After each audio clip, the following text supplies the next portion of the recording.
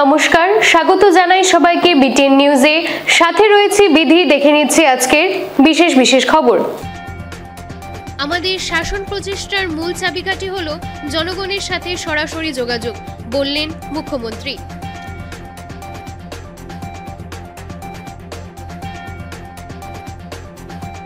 কাছাড়ে স্বাস্থ্য পরিকাঠামো মজবুত করতে পাওয়ার গ্রিড কর্পোরেশনের উদ্যোগ, 60টি 5 কেভিএ ডিজি সেট হস্তান্তর। বৃহত্তর বিলপাড় এলাকার জমাজল দুর্ভোগ, এলাকাবাসীর পাশে দাঁড়ালো শিলচর জেলা কংগ্রেস। দ্রুত জল নিষ্কাশনের দাবি জেলা প্রশাসনের কাছে। নদী ভাঙ্গন সহ বরখলার বিভিন্ন সমস্যা পরিদর্শন করে দেখলেন সাংসদ পরিমল শুক্লবৈদ্য। এইবারে বিস্তারিত খবর। আমাদের শাসন প্রচেষ্টার মূল চাবিকাঠি হলো জনগণের সাথে সরাসরি যোগাযোগ, বললেন মুখ্যমন্ত্রী। আমাদের শাসন প্রচেষ্টার মূল চাবিকাঠি হলো জনগণের সাথে সরাসরি যোগাযোগ। রানীচাপড়ের মানুষের জন্য একটি পন্টুন সেতু এবং বিদ্যুতায়ন প্রকল্প উৎসর্গ করতে গিয়ে এই কথা বলেন মুখ্যমন্ত্রী হেমন্ত বিশ্ব শর্মা। বলেন, মাঘ বিহুতে আমি আমাদের প্রগতিশীল কৃষকদের সাথে দেখা করতে রানীচাপড়িতে গিয়েছিলাম। তাদের মতামত সংগ্রহের পর আজ 2 মাসেরও কম সময়ের মধ্যে 2টি গুরুত্বপূর্ণ প্রকল্পের ভিত্তিপ্রস্তর স্থাপন করতে পেরে আমরা আনন্দিত, বলেন মুখ্যমন্ত্রী শর্মা। তিনি আরো বলেন, যিমান মাটি আছে আমি গোটেইখিনিক সামৰি ল'ব পাৰিম আৰু এই আঁচনিটোৰ বাবেও আমাৰ এপিডিচিএল আৰু ৰাজ্য চৰকাৰে 6,54 লাখ টকা ব্যৱহাৰ কৰিব, অৰ্থাৎ প্ৰায় 7 কোটি টকা এই আঁচনিখনৰ বাবেও আমাৰ চৰকাৰে ব্যয় কৰিব। আৰু এই আঁচনিখনে মাজুলী চৰ আৰু নেহালী চৰ দুইটাকে সামৰি ল'ব। কেইদিনত হৈ যাব ৰাকেশ? আমাৰ বিষয়া ৰাকেশ কুমাৰে কোৱাৰ দৰে 2 মাহৰ ভিতৰত আমি আপোনালোকক লাইট জ্বলাই দিম, অৰ্থাৎ আজিৰ পৰা 2 মাহৰ ভিতৰত আপোনালোকে লাইট পাব। আজি এই ধৰণে আমি যি সাধাৰণতে মানুহে কেতিয়াও লাইট পাম বুলি আশা কৰা নাছিল। মই যেতিয়া ভিতৰত আহিছিলোঁ কোনেও মোক লাইট বিচৰাই নাছিল, কাৰণ মানুহে ভাবিছিল লাইটনো ক'ত হ'ব। বহুত আলোচনা কৰিছিলোঁ, কোনেও মোক কোৱা নাছিল যে লাইট লাগে বুলি, কাৰণ মানুহৰ মনত এইটো বিশ্বাসে নাই যে ক'তনো আৰু চৰত গৈ লাইট পাব। অকল ইয়াতে নহয়, আমি শদিয়াৰ ভিতৰত অমৰপুৰ বুলি এখন গাঁও আছে, বহুত ভিতৰত ব্ৰহ্মপুত্ৰ নদীৰ। এইবাৰ আমি চেষ্টা কৰিছোঁ অমৰপুৰতো আমি এনেকৈ লাইন লৈ যাম, জোনাই আৰু কমলপুৰতো আমি এনেকৈ চৰৰ মাজত আমাৰ য'ত থলুৱা মানুহে কাম কৰে তালৈকে আমি লাইট লৈ যোৱাৰ বাবে এনে ধৰণৰ আমি আঁচনি লৈছোঁ।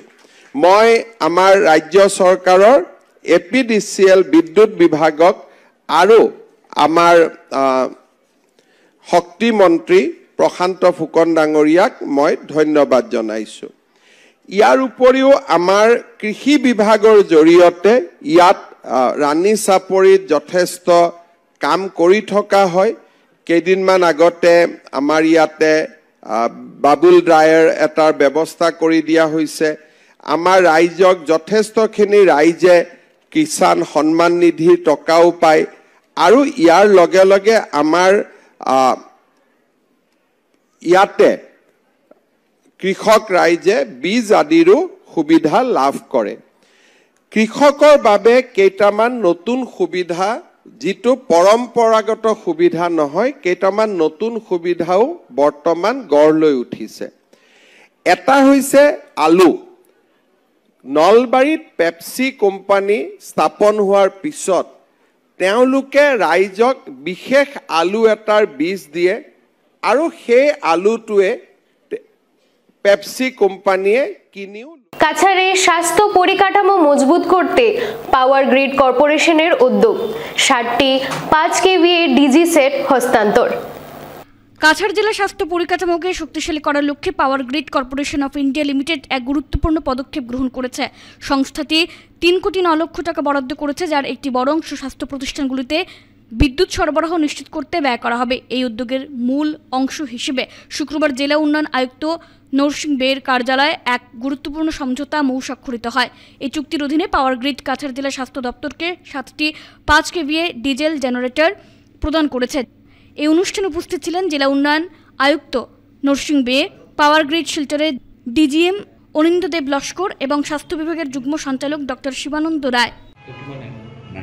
আজি আমাৰ CSR যোনটো স্পন্সৰ্ড বাই পাৱাৰ গ্ৰিড, সেইখনৰ আমাৰ হেণ্ডিং অভাৰ টেকিং অভাৰ আমি কৰাইছোঁ। পাৱাৰ গ্ৰিডে আমাক 15 লাখৰ যোনবোৰ জেনেৰেটৰ আমাৰ হেল্থ চেণ্টাৰ্ছক দিয়া হৈছে। যোনবোৰ হেল্থ চেণ্টাৰ্ছ ইমান দিন আমাৰ পাৱাৰ কাট হয়, সেইবাবে অলপ অসুবিধা হয়, কিন্তু তেখেতৰ যোনটো জেনেৰেটৰ স্পন্সৰ কৰাৰ কাৰণে এইবোৰ হস্পিটেলছ এতিয়া বহুত ধুনীয়াকৈ পাৱাৰ কাটৰ কাৰণে অসুবিধা নাই। গতিকে আমি ধন্যবাদ থাকিল পাৱাৰ গ্ৰিডলৈ, তেখেতসকলে যে এইখনটো আঁচনিটো স্পন্সৰ কৰাৰ বাবে ধন্যবাদ।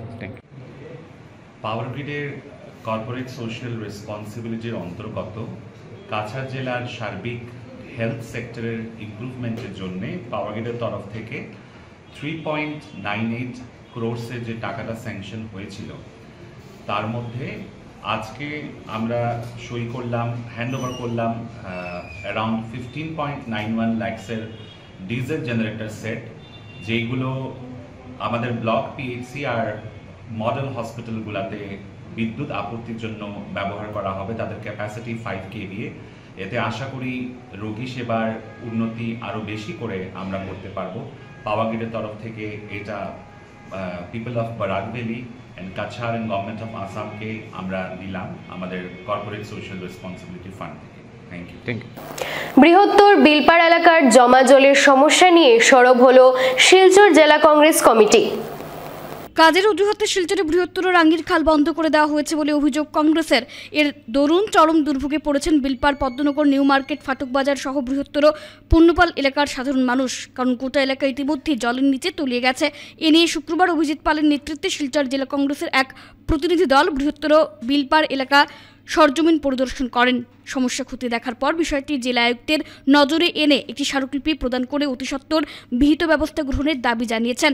সংবাদ মাধ্যমের সঙ্গে কথা বলতে গিয়ে জেলা কংগ্রেস সভাপতি অভিজিৎ পাল জানান, শহরের বৃহত্তর বিলপাড় এলাকায় প্রায় 40,000 মানুষের বসবাস রয়েছে, কিন্তু এলাকার জ্বলন্ত সমস্যা সমাধানে এখনও কেউ এগিয়ে আসেননি।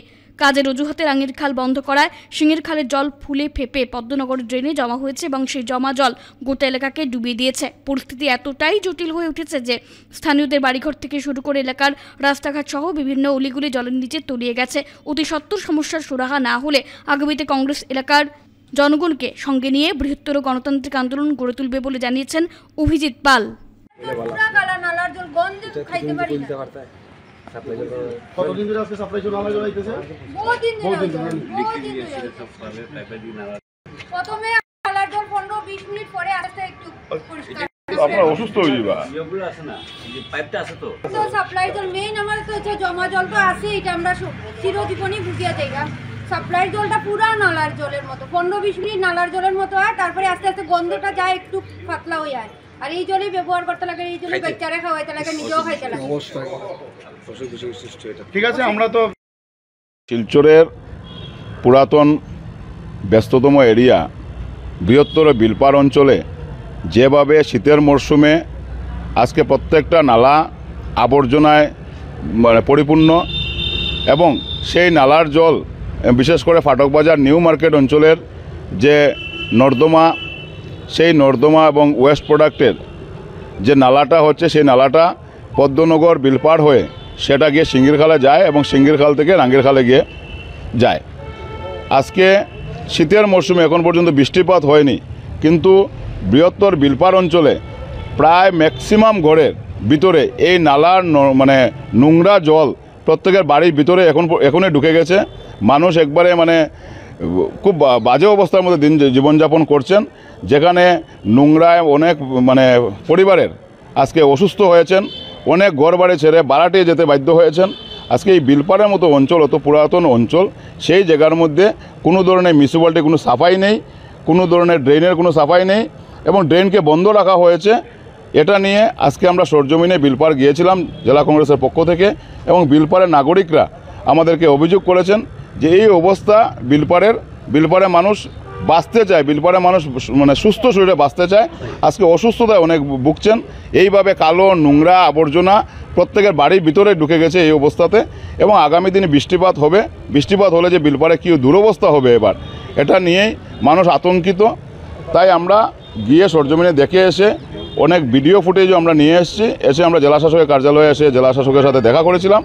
জেলাশাসককে আমরা এই বিলপাড়ের দৃশ্য আমরা তুলে ধরেছি, ওনাকে আমরা বলেছি, এবং কিছুদিন আগে বিলপাড় উন্নয়ন সংস্থা থেকে ওনারাও এসেছিলেন, ওনারা এসেও দাবি জানিয়েছিলেন যে আমাদেরকে অতি সত্বর এখান থেকে মুক্তি দেওয়া হোক। আপনারা নাগরিক সংস্থা এসেছিলেন, ওনারা বলেছিলেন যে আমাদেরকে এই বিলপাড়ে যে বর্তমানে যে আমরা দুরবস্থায় বসবাস করছি সেটার থেকে যেন আমরা মুক্তি দেওয়া হয়, ড্রেনগুলো যাতে অতিলম্বে পরিষ্কার করা হয়, এবং যেন রাঙ্গির খালে যে জলটা যায় সিঙ্গির খালটাকে যেন পরিষ্কার করা হয়। না হলে কিন্তু বিলপাড়বাসী এবার প্রায় 40 থেকে 45 হাজার লোকের বসবাস করেন এখানে, সেই জায়গাতে যে দুরবস্থা সেটা নিয়ে আমাদের প্রাক্তন কমিশনার রঞ্জন রায় মহাশয় অনেক দিন ধরে সেটা নিয়ে চেষ্টা করে যাচ্ছেন, এখানে নাগরিকরা চেষ্টা করে যাচ্ছেন। সত্তর যেন এই বিলপাড়বাসীকে এই করুণ অবস্থা থেকে যেন মুক্তি দেওয়ার ব্যবস্থা করা হয়। উনি যেন মিউনিসিপ্যালিটির যিনি কার্যনির্বাহী আছেন, আধিকারিক আছেন, ওনাকে যেন পাঠিয়ে সরজমিনে গিয়ে যে দুরবস্থা সেটাকে দেখে যেন তাদেরকে মানে সুস্থ শরীরে বেঁচে থাকার জন্য যেন সুযোগ করে দেওয়া হয়, সেই অনুরোধটুকু আমরা রেখেছি। জেলাশাসক আমাদেরকে কথা দিয়েছেন যে অতি সত্বর সেটা দেখবেন। না করা হয় বৃহত্তর বিলপাড় অঞ্চলের নাগরিকদেরকে নিয়ে আমরা গণতান্ত্রিক পদ্ধতিতে আন্দোলন নামতে আমরা বাধ্য থাকব। নদী ভাঙ্গন সহ বরখলার বিভিন্ন সমস্যা পরিদর্শন করে দেখলেন সাংসদ পরিমল শুক্লবৈদ্য। সংবাদ প্রকাশের পর নদী ভাঙন সহ বরখলার বিভিন্ন সমস্যা পরিদর্শনে আসেন সাংসদ পরিমল শুক্লবৈদ্য। পরিদর্শনকালে সাংসদ সংবাদ মাধ্যমে তার প্রতিক্রিয়া ব্যক্ত করে বলেন, নদী ভাঙন সহ বরখলার বিভিন্ন সমস্যা নিয়ে সমাধানকল্পে রাজ্য এবং কেন্দ্রীয় সরকারের কাছে লিখিত চিঠি পাঠাবেন। তাছাড়া বিভাগীয় মন্ত্রীদের সঙ্গে বিষয় নিয়ে আলোচনা করবেন বলে আশ্বাস দেন। এদিন সাংসদ বরখলার ডুমকর, ডলু, উজাননগর সাংগঠনিক লোকেদের নিয়ে এলাকা পরিদর্শন করেন। পরিদর্শনকালে সাংসদের সঙ্গে উপস্থিত ছিলেন জেলা বিজেপির সভাপতি রূপম সাহা, প্রাক্তন বিধায়ক কিশোর নাথ, ওবিসি সেলের প্রদেশ বিজেপির সহ সভাপতি অমরেন্দু দাস, জেলা বিজেপির সদস্য কঙ্কন শিকদার মণ্ডল প্রমুখ। দেখুন, বরখলাতে আমি সাংসদ হওয়ার পরে এসেছি। আমাদের মণ্ডল একটা অর্গানাইজেশনের একটা ব্যবস্থা আছে, মণ্ডলে এসেছি, আমরা কথাও বলে গিয়েছি তার আগে। আজকের দিন থেকে আমরা বরখলার ডিপি ভিত্তিক আমরা এখানে আসার পরিকল্পনা দল নিয়েছি, সেই সুবাদে আমরা এখানে ডিপিতেও অনেক সমস্যা আছে, বিশেষত বরখলাতে আমরা লক্ষ্য করেছি ভাঙনের সমস্যা। এইভাবে কিছু কিছু জায়গা আছে যেখানে আমাদের এখনও সম্পূর্ণভাবে আমরা নলের জল ঘরে ঘরে পৌঁছে দিতে পারি সব জায়গায়। তো এই ক্ষেত্রে এই সমস্যাগুলো নিয়ে আলোচনা করা এবং তার সমাধান কল্পে আমাদের সংগঠন এক জাগ্রত ভূমিকা যাতে আমরা নিতে পারি, তার জন্য সংগঠনের সবাই আমাদের মণ্ডল সভাপতি থেকে আরম্ভ করে আপনারা লক্ষ্য করছেন জেলার সভাপতি আমার সঙ্গে আছেন, আর জেলার সভাপতি জেলার পদাধিকারীরা এখানে আছেন। তো জেলা এবং মণ্ডল মিলে আমরা এই যে আলোচনা, এটার মূল কারণ হলো যে সমস্যা যেখানটায় আছে এই সমস্যাগুলো কীভাবে নিরসন করা যায়।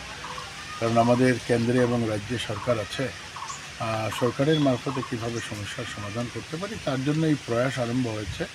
আর আমি মনে করি এই প্রয়াসের জন্যে দল যেহেতু পঞ্চায়েত স্তরে প্রতিনিধি আজকের দিনে নেই, কাজেই দলের ব্যবস্থাপনায় যাতে আমরা সমস্যা সমাধান হতে হবে, আর দল এখানে একটা বিশেষ ভূমিকা নিচ্ছেন এবং নেবেন, তার জন্যই আমাদের রিপোর্ট। স্যার, এই বরখলা যেহেতু জিপি বললেন, বরখলা জিপিতে এখন এই মুহূর্তে যেটা জ্বলন্ত সমস্যা আসামমালার জল নিষ্কাশনের ব্যবস্থা এবং জানি এটা নিয়ে অনেকের হয়েছে, বাড়িঘর নষ্ট হয়ে গেছে, এটা নিয়েও আলোচনা হয়েছে। এবং যেখানে এই আসামমালার কাজ আরম্ভ হয়েছিল খুব স্বাভাবিকভাবে ডিপিআর তৈরি করার সময় হয়তো কোনো না কোনো জায়গায় লেখনো আছে, আর এ নিয়ে আজকেও আলোচনা হয়েছে। তা ইতিপূর্বেও আমরা ইঞ্জিনিয়ার সঙ্গে কথা বলেছি, আবার এখানে আসার পরে যে লেখনাগুলো আমরা দেখতে পাচ্ছি বা জনসাধারণ বলছেন, এ নিয়ে আবার আলোচনা হবে, যাতে এটা শুধু বরখলা জিপি হিসেবে নয়,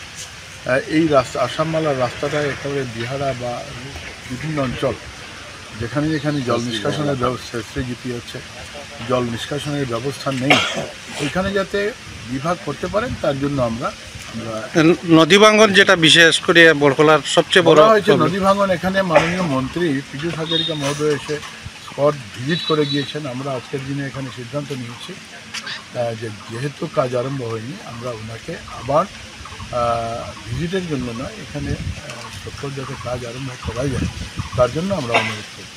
অ্যাসিড হামলার মূল অভিযুক্ত ও এক সহযোগীকে গ্রেফতার করল রাতাবাড়ী পুলিশ। অ্যাসিড হামলার মূল অভিযুক্ত বশিরউদ্দিন ও তার এক সহযোগীকে গ্রেফতার করেছে রাতাবাড়ী পুলিশ। অগ্নিসংযোগ কাণ্ড পরিকল্পিত। বশির রায় কুড়েঘরে আগুন লাগিয়েছিল, নাটক ভেস্তে গেছে, গ্রামের জনগণ এগিয়ে না আসায় অ্যাসিড হামলার ঘটনাকে হালকা করতে এই কাণ্ড ঘটিয়েছে। পুলিশ প্রশাসন ও এলাকার জনগণের সাহায্য চাইলেন অ্যাসিড আক্রান্ত পরিবারের মহিলারা।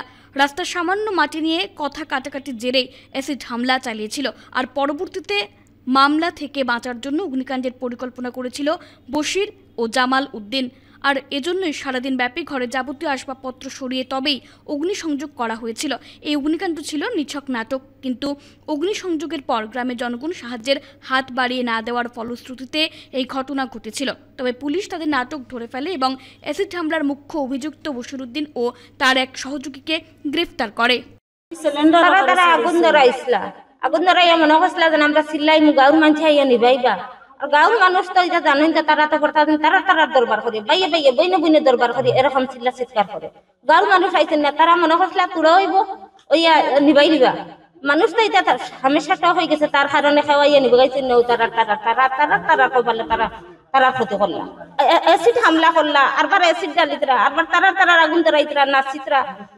আমরা বাঁচতাম কিরকম? কি হয়েছে তারা গিয়া গীতা আনছে আনিয়া কিতা সিটা দিছে, তারা তারা রাতি গেছে গিয়া কোনটা গিয়া করে গিয়া বাড়িতে তেল বুলি লাগাইয়া ও চকুত মারিয়া ও আন্দাজ এসিড মানুষ দত্র বললে মানুষ বাঁচবো নি, জিন্দগি বাঁচতে আনতে গিয়া ভাবছেন আমি বাজারের এসিড তো বেদান বিকের দেখা ফুটা অন্য দিলে বা চলতে পারে দিব কি ওটা আন্দাজি মাতিতে হইলে সাজানি নাটক বানাইছে। শিলচরের যানজট সমস্যা নিয়ে সরব হলো তৃণমূল কংগ্রেস।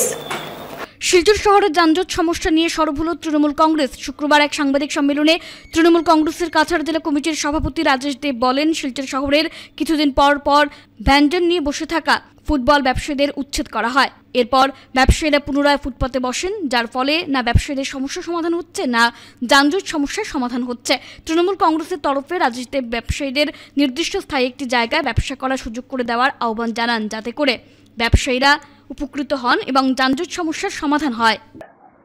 উচ্ছেদের 2-3 দিন পর আবার সেই ভেন্ডাররা এবং দোকানদাররা সেখানে আবার বসে যান। সেই দিক থেকে লক্ষ্য করে দেখা যাচ্ছে যে সেই ইভিকশনগুলোর কোনো কাজে আসছে না। আমরা জেলা তৃণমূল কংগ্রেসের পক্ষ থেকে আজকে আমরা শিলচরের ডেপুটি কমিশনার এবং শিলচর পৌরসভার মিউনিসিপ্যালিটির চিফ এক্সিকিউটিভ অফিসারকে আমরা একটা মেমোরান্ডাম দেই। তার আগে আমাদের রাজ্যসভার সাংসদ মাননীয় সুস্মিতা দেব মহাশয়া, আসামের housing and urban affairs development ministry তিনি জয়ন্তমল্ল বড়ুয়া মহাশয়কে একটি মেমোরান্ডাম দেন, যাতে এইভাবে যে ভেন্ডারদেরকে উচ্ছেদ করা হচ্ছে এবং তারা আবার বসে যাচ্ছেন, সেই দিক থেকে লক্ষ্য করে না জনসাধারণের কোনো লাভ হচ্ছে, না ভেন্ডারদের কোনো লাভ হচ্ছে, না ইভিকশনের কোনো লাভ হচ্ছে।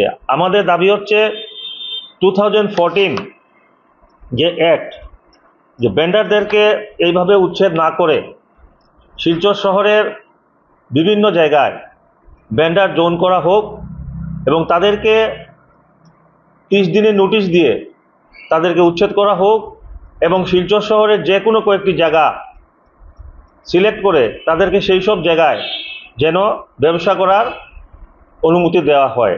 কারণ এটা গণতন্ত্রের কোনোদিনও শুভ লক্ষণ নয় যে কোনো জনসাধারণ, কোনো ফ্যামিলি মেম্বার ব্যবসা করতে না পেরে খালি পেটে মারা যাবে।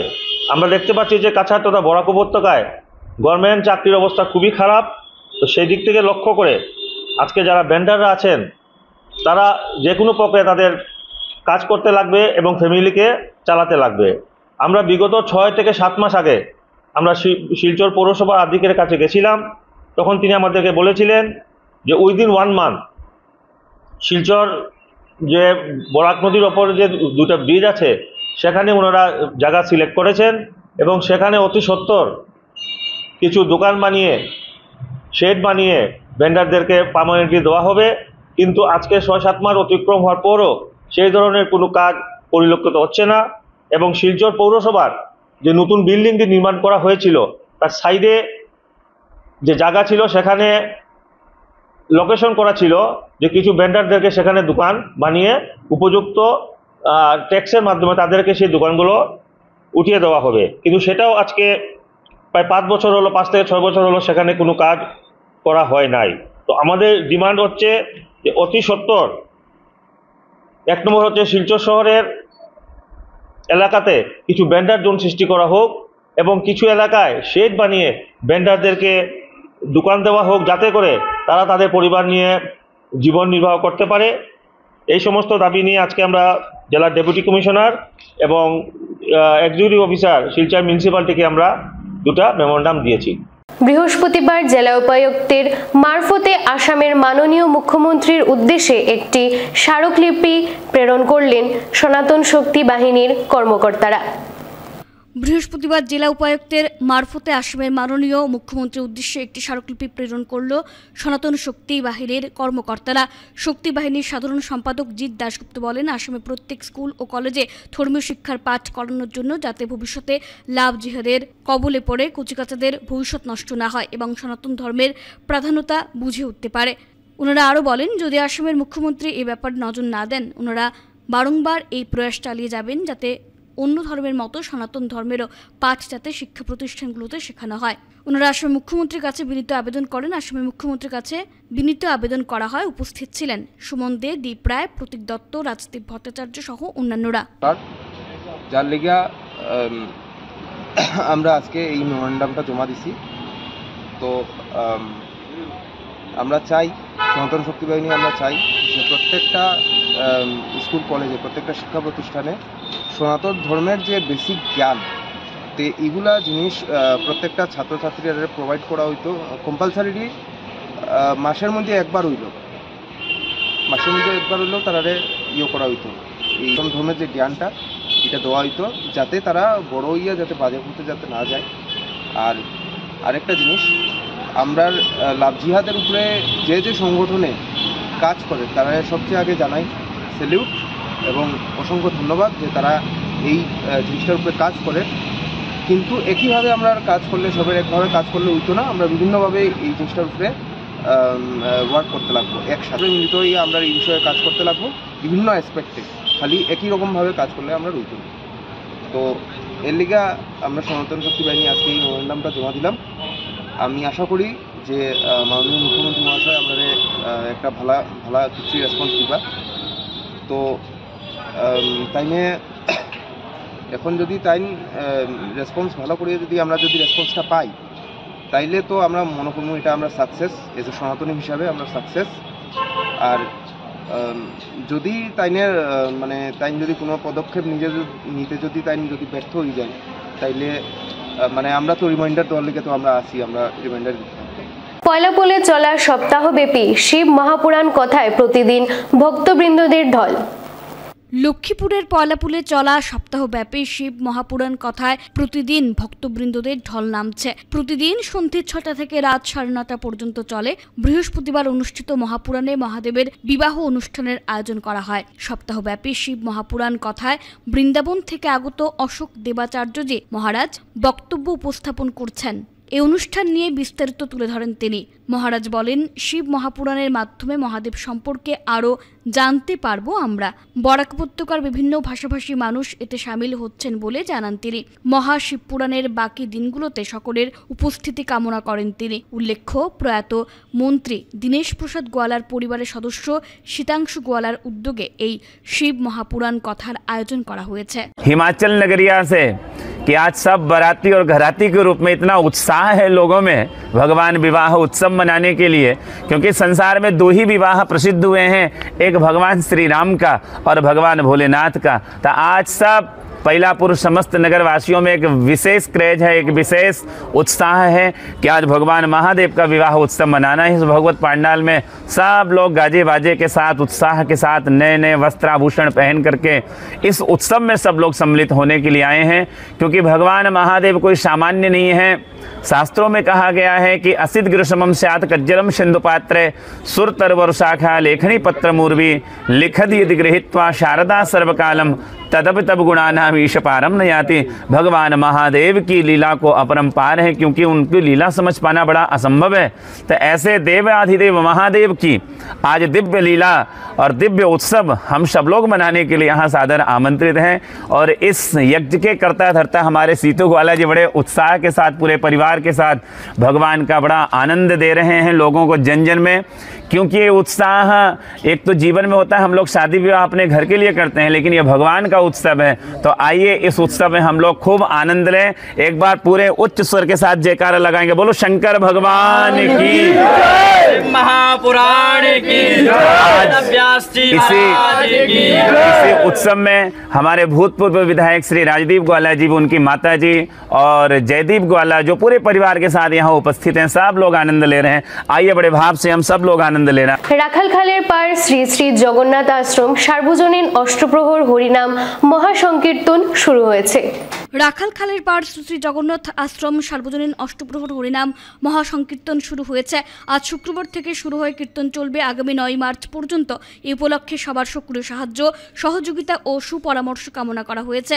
নাম সংকীর্তনে অংশগ্রহণ করেছে গৌড় সুন্দর সম্প্রদায়, মদন গোপাল সম্প্রদায়, বংশধারী সম্প্রদায়, তিলকরূপ সম্প্রদায়।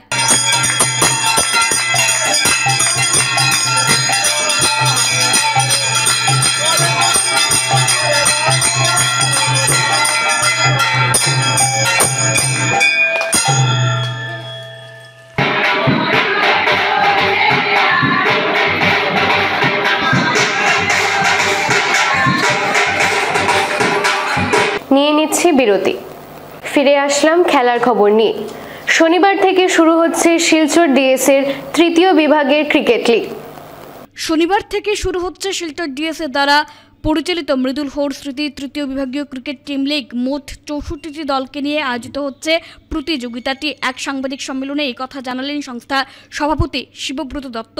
তিনি জানান, এই ধরনের খেলায় প্রায় 1000-এরও বেশি গ্রাসরুট লেভেলের ক্রিকেটাররা খেলবেন, তাতে নতুন প্রতিভার সন্ধান পাওয়া যাবে। সংস্থার প্রাক্তন সভাপতি তথা বিশিষ্ট সংগঠক টুর্নামেন্টের স্পন্সর বাবুল হোরের সহযোগিতার জন্য সংস্থার পক্ষ থেকে ধন্যবাদ জ্ঞাপন করেন সভাপতি। সাধারণ সম্পাদক অতনু ভট্টাচার্য সময়মতো ম্যাচগুলো শুরু হওয়ার ওপর গুরুত্ব আরোপ করেন। ক্রিকেট সেক্রেটারি নিরঞ্জন দাস বলেন, 14 মার্চের পর ডিএসএ এবং ইন্ডিয়া ক্লাবের মাঠ মিলে দিনে মোট 4টি করে ম্যাচ অনুষ্ঠিত হবে। যেটা নিয়ম আছে এটার জন্য আমাদের কিছু করার নাই, ওয়েদারের উপরে আমাদের কাছে হাত নেই। তো ফরম্যাটটা ওইটাই হলো টি20 খেলা। ফরম্যাটে হবে ডেইলি 2টা ম্যাচ, মিনিমাম 5 ওভারের খেলা যদি হয় তাহলে খেলা হবে, আর না হলে টসের মাধ্যমে সিদ্ধান্ত হবে। যেহেতু নকআউট ম্যাচ, এটাতে আমাদের কিছু করার নেই। Minimum man of the series, best batsman, best bowler, man of the final আর promising player of the tournament. Man of the final কত? Man of the final 1000।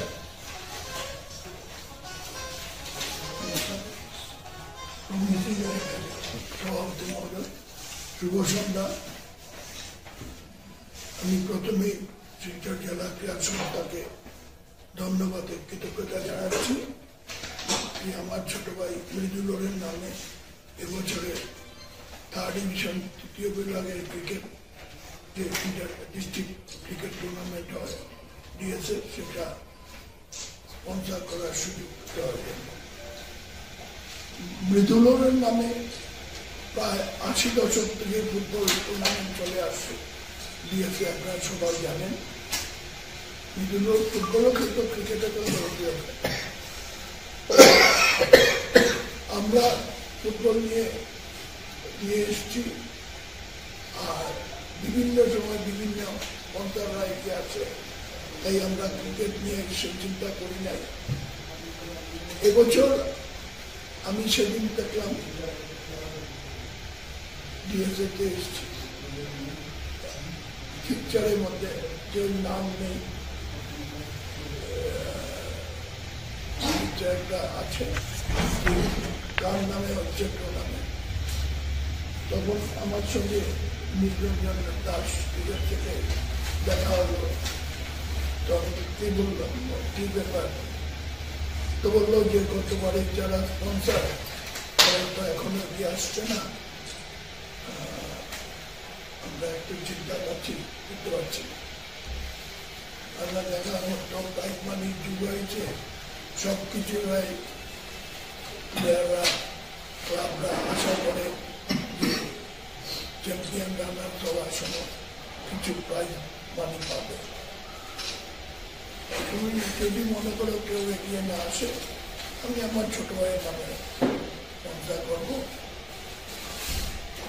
সেটা ও এক্স ক্রিকেটারও ছিল, ভালো ব্যাটসম্যান ছিল, স্কুল টুর্নামেন্টে দাপিয়ে খেলছে, সুতরাং দেখে না।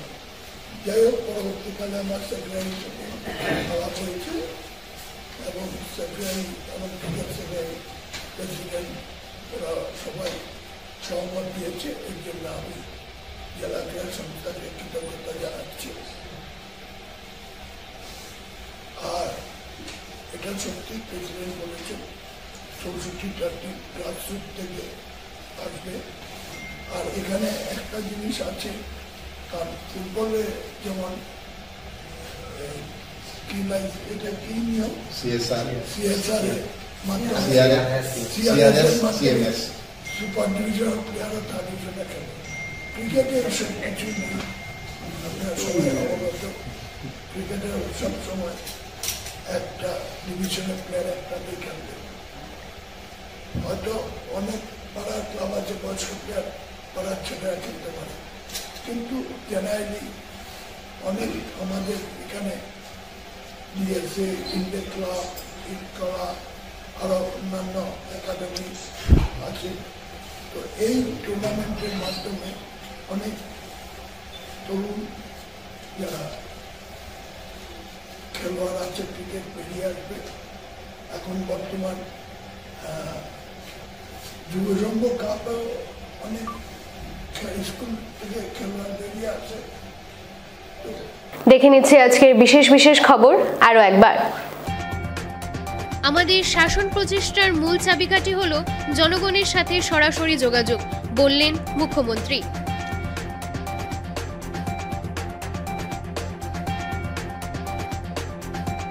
কাছাড়ে স্বাস্থ্য পরিকাঠামো মজবুত করতে পাওয়ার গ্রিড কর্পোরেশনের উদ্যোগ, 60টি 5 কেভিএ ডিজি সেট হস্তান্তর। বৃহত্তর বিলপাড় এলাকার জমাজল দুর্ভোগ, এলাকাবাসীর পাশে দাঁড়ালো শিলচর জেলা কংগ্রেস। দ্রুত জল নিষ্কাশনের দাবি জেলা প্রশাসনের কাছে। নদী ভাঙ্গন সহ বরখলার বিভিন্ন সমস্যা পরিদর্শন করে দেখলেন সাংসদ পরিমল শুক্লবৈদ্য। আজকের মতো বিটিএন নিউজ এই পর্যন্তই। ধন্যবাদ।